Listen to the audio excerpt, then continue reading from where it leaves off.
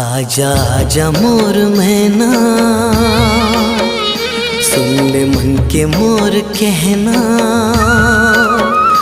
आजा आजा मोर मैना, सुन ले मन के मोर कहना।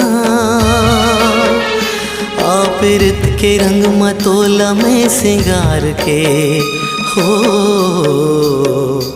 रख ले वो गोरी तोला जो मडार के, रख ले वो गोरी तोला जो मडार के।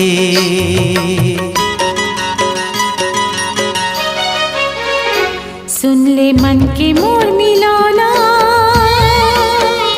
पी के पीरित के मतो